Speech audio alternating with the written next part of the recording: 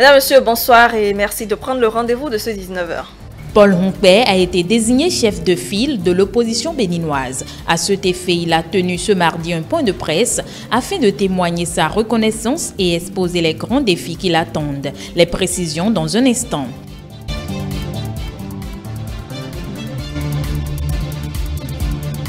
Les ambassadeurs du Bénin à la 3e édition de l'émission The Voice Afrique francophone sont rentrés ce lundi au Bécaye. Ils ont été accueillis à l'aéroport international Cardinal Bernardin Canty de Cotonou par les autorités béninoises et les acteurs culturels.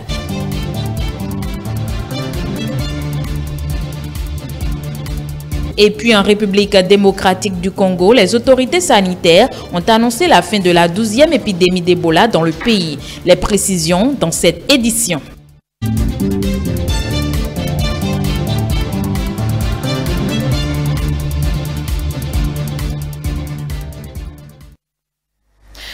Vous savez, depuis ce lundi, Paul Rompé est désigné chef de file de l'opposition béninoise et ce mardi, il a organisé une rencontre avec le militant des Foscori pour un Bénin émergent. Le nouveau porte-parole de l'opposition s'est confié à la presse. C'était donc au siège du parti. Suivez. Siège de la Foscori pour un Bénin émergent au lendemain de la désignation du secrétaire exécutif national du parti en tant que chef de file de l'opposition.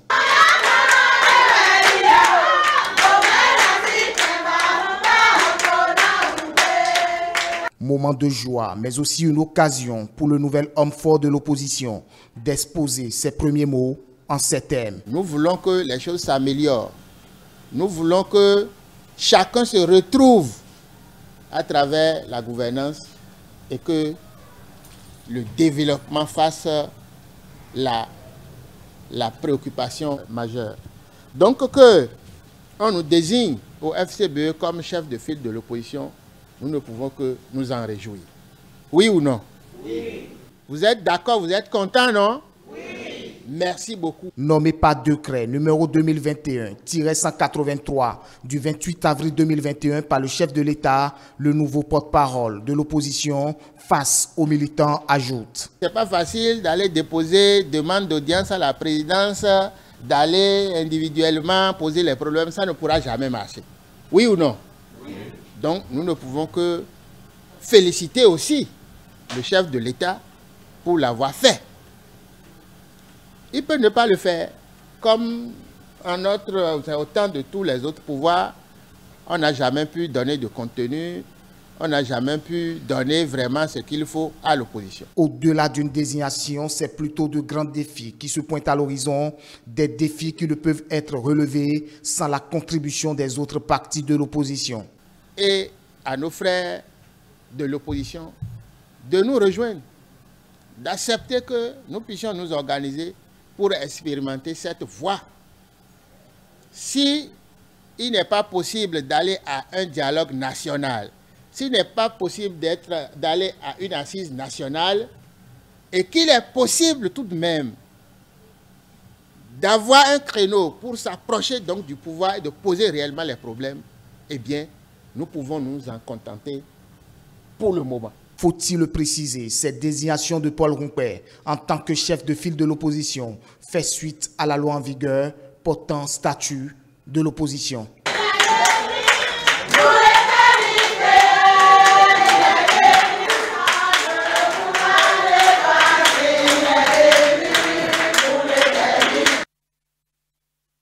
Les ambassadeurs du Bénin à la 3e édition du programme télévisé The Voice Afrique francophone sont rentrés ce lundi au Bécaye. Ils ont été accueillis par des cadres du ministère du Tourisme et de la Culture et des Arts, ainsi que des acteurs culturels, parents et amis. Stélia Padono.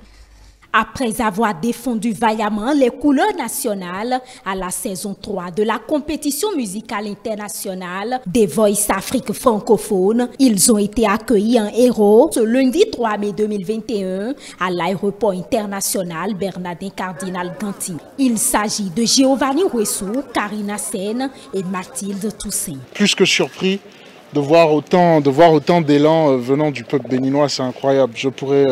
En tout cas, on ne pourra jamais assez les remercier. Ça reste toujours incroyable pour moi. Voilà. Danse intense, beaucoup de bonheur. Et on a été vraiment enrichis par cette expérience. C'est une expérience qu'on souhaite à tout artiste qui souhaitera aller loin. C'est juste merveilleux. Bon, je tiens à remercier tout le peuple béninois pour le soutien qu'on a eu. On est vraiment très chanceux et ça nous fait vraiment très chaud au cœur. Déjà même ce soir là, c'est incroyable. Je pense qu'on est tous d'accord en fait. C'est juste une nouvelle aventure qui démarre en fait pour nous. Voilà, le meilleur reste à venir et voilà, c'est juste un début et on vous encourage à continuer à nous suivre, à nous soutenir de la sorte. Voilà, on vous aime et on vous remercie du fond du cœur. Reçu par une délégation du ministère du Tourisme, de la Culture et des Arts, ces ambassadeurs de la culture béninoise ont été conduits au tri postal où attendait impatiemment le public pour leur rendre un hommage bien mérité.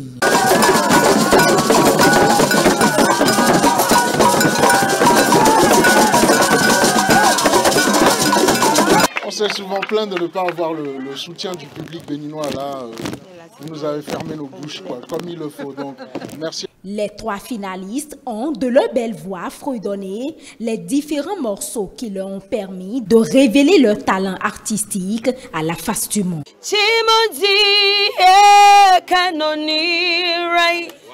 You are the living God, oh, no one.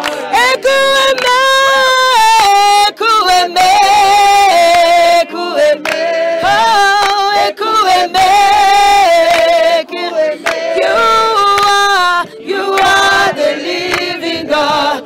So,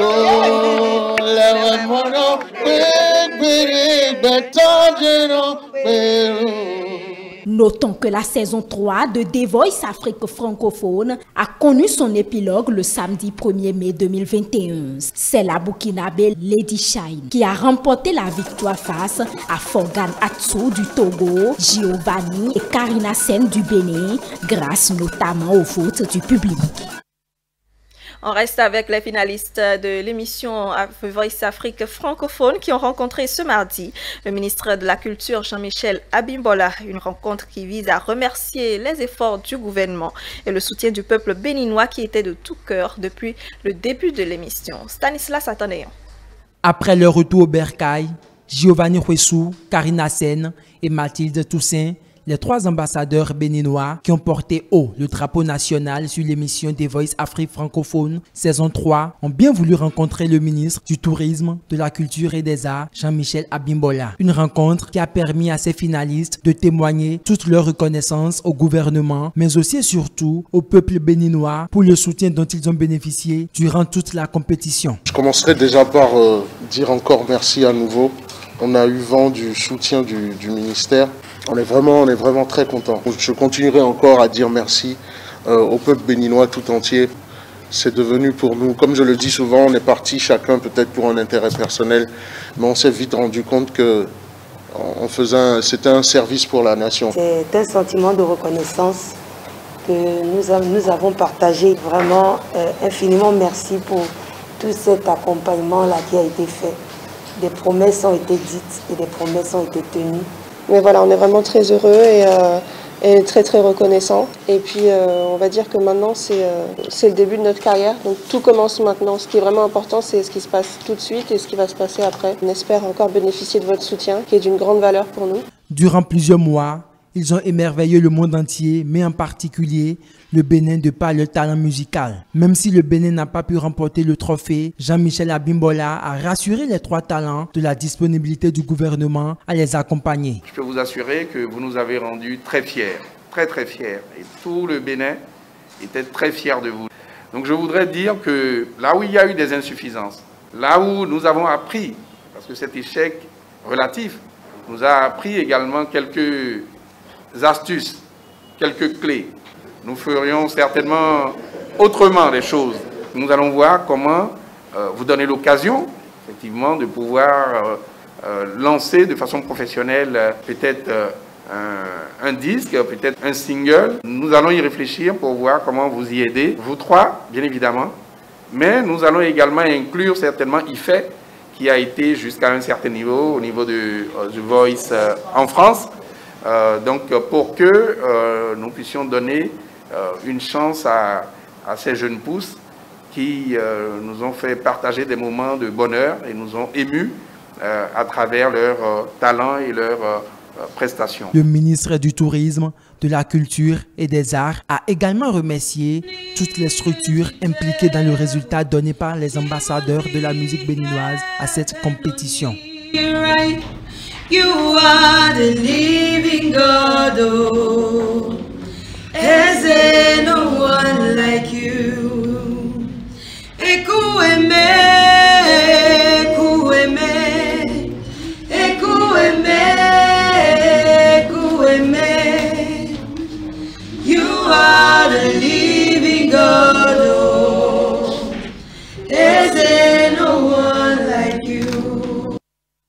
Au sujet dans cette édition, la cérémonie académique de la messe d'envoi en mission des 64 disciples d'Emmaüs en fin de formation s'est tenue ce dimanche. C'était l'occasion pour Monseigneur Roger Gbeyouvi, archevêque de Cotonou, de rappeler aux disciples le sens de l'engagement missionnaire. Diane Christelle Onioje. Après 2 années de formation et de cheminement à l'école d'initiation théologique et pastorale de notre diocèse, vous êtes venus à l'autel du Seigneur. Que désirez-vous? Disciples d'Emmaüs, nous voudrions renouveler notre profession de foi pour vivre et témoigner de l'Évangile dans le monde de notre temps. Que le Dieu de miséricorde vous aide par sa grâce et qu'il confirme votre intention. Amen. Ils sont au total 64 étudiants ayant validé toutes les étapes de la formation à l'école d'initiation théologique et pastorale, d'où les disciples d'Emmaüs. Pendant 2 années de formation, ces étudiants ont été dotés d'outils cohérents et de repères fondamentaux pour leur vie de foi et d'adulte dans la foi. Les disciples d'Emmaüs, après leur rencontre avec le ressuscité, s'engagent pour la mission. Vous avez semé dans notre être chrétien un plus-être, de l'amour de Dieu, de la connaissance de notre Église, de sa liturgie, de son histoire, surtout du salut donné en Jésus-Christ, Sauveur et Seigneur. Nous sommes désormais les ambassadeurs du Christ. Nous n'avons plus peur du tout. La parole de Dieu entendu depuis 2 ans, et l'Esprit Saint qui a soufflé sur nous, nous ont libérés. Nous témoignerons, oui, nous témoignerons le Christ à travers la théologie, la Bible, la liturgie, l'ecclésiologie, la mariologie, etc. nous a libérés pour qu'à notre tour, nous soyons des canaux de libération pour nos frères et sœurs partout où nous vivons et passerons. Nous partons, mais nous n'oublierons pas.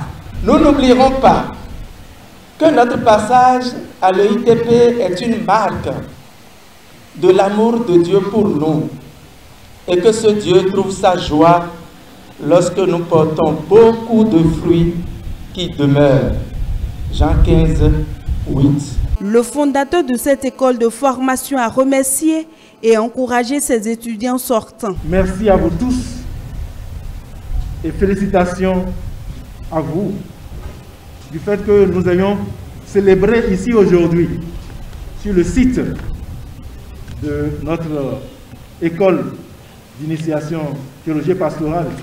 Les années antérieures, nous étions ailleurs, mais vous avez voulu que nous puissions venir ici célébrer et nous encourager à aller plus loin. La prochaine étape, ce serait l'érection même des bâtiments. Renouvellement de la profession de foi baptismale, rite d'engagement, remise des insignes et la consécration à Marie, c'était ces axes importants qui ont marqué cette cérémonie académique de ce dimanche 2 mai 2021. Il faut rappeler que l'école d'initiation théologique et pastorale a été créée le 2 février 2018 dans l'objectif de faire le pont entre la foi et la raison et d'aider les fidèles à vivre de façon authentique leur foi. C'était donc le compte-rendu de la messe d'envoi de 64 disciples d'Emmaüs en fin de formation en mission. Une messe célébrée par l'archevêque de Cotonou, Roger Ngbeji. Cérémonie d'hommage à l'endroit du comédien Polycarpe ce dimanche toujours. Les artistes humoristes se sont retrouvés pour marquer d'un cachet spécial le jour de naissance de leurs confrères. Et c'était en présence de plusieurs autorités. Les moments forts dans cet élément. Ces artistes humoristes sont conviés à la célébration de l'anniversaire d'un des leurs, Polycarpe de Jésus, membre du Comédie Club de Jésus. Occasion pour eux de démontrer leur savoir-faire et d'égayer le public.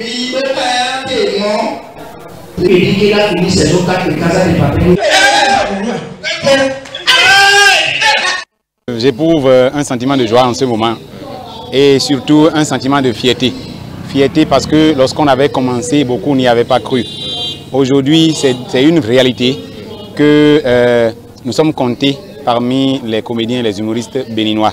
Pour cette nouvelle bougie, je ne ferai pas de vœux personnels, mais je voudrais faire la promesse à tous ceux qui aiment le travail que je fais, à tous ceux qui aiment le travail que de Jésus Comédie fait, que nous allons continuer de leur donner du bonheur en les faisant rire. Séduits par les différentes prestations, notamment celle de Jésus Club Comédie, les invités n'ont pas pu s'empêcher de féliciter ce groupe de jeunes.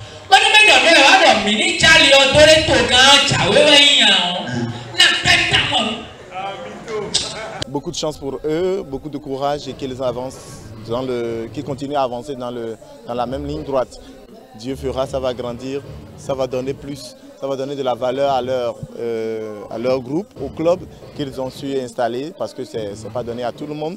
Et surtout, il va grandir en âge comme en sagesse aussi dans sa carrière. Nimoro ai jairo de perini e non mi la wario queleo e già ora que queleo de mi problema me les mi camoin. Je voudrais rassurer les Béninois que la guerre ne viendra pas dans ce pays. Il n'y aura pas la guerre. Soyez sereins, nous sommes un pays de paix et nous le serons jusqu'à l'éternité. C'est l'occasion pour l'heureux du jour d'exprimer toute sa gratitude. C'est le moment de remercier mon second, Abel Solo, que vous connaissez tous, qui a été de bout en bout de l'organisation de cette fête. C'est lui qui a tout organisé. C'est un honneur qu'il m'a rendu et je lui fais la promesse de lui retenir la pièce de sa monnaie aussi. Et je prie Dieu que cette collaboration, ce duo qu'on nous connaît, que ce duo-là ne s'effrite pas. Et j'en fais d'ailleurs la promesse au peuple béninois qu'il n'arrivera pas que nous deux, que le groupe se disloque. Une cérémonie riche en couleurs pour dire joyeux anniversaire au comédien Polycarpe de Jésus, un hommage qui restera à jamais gravé dans la mémoire de l'homme.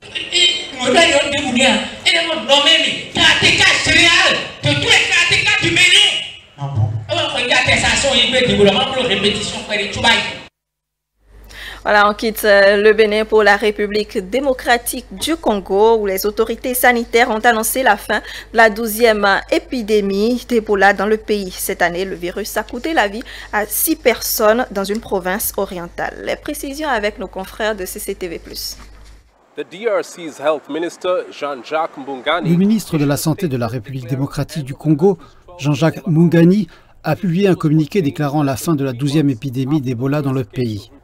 La maladie a été contenue moins de 3 mois après que le premier cas a été signalé dans la ville orientale de Butembo. L'Organisation mondiale de la santé a félicité les autorités sanitaires du pays pour leur réaction rapide face à la maladie. Elle a toutefois appelé à la vigilance et au maintien des systèmes de surveillance solides afin d'éviter une résurgence du virus. 12 personnes ont contracté Ebola et 6 d'entre elles ont perdu la vie lors de la dernière épidémie. Les autorités affirment que la maladie a été contenue grâce à un vaccin qui a été administré à plus de 1600 personnes. La pire épidémie d'Ebola en RDC s'est produite en 2018 dans l'est du pays. Elle avait coûté la vie à plus de 2200 personnes. Ebola est un virus contagieux dont les scientifiques affirment qu'il se transmet à l'homme à partir d'animaux sauvages et se propage dans la population par transmission d'homme à homme. Et ce sera tout pour cette édition d'information. Merci de nous recevoir chez vous. La suite du Grand Soir juste après moi. Retrouvez-nous sur le www.etelebene.com, la chaîne YouTube et la page Facebook avec ETélé Bénin et l'application ETélé Bénin disponible dans votre Play Store. Passez une excellente soirée en notre compagnie.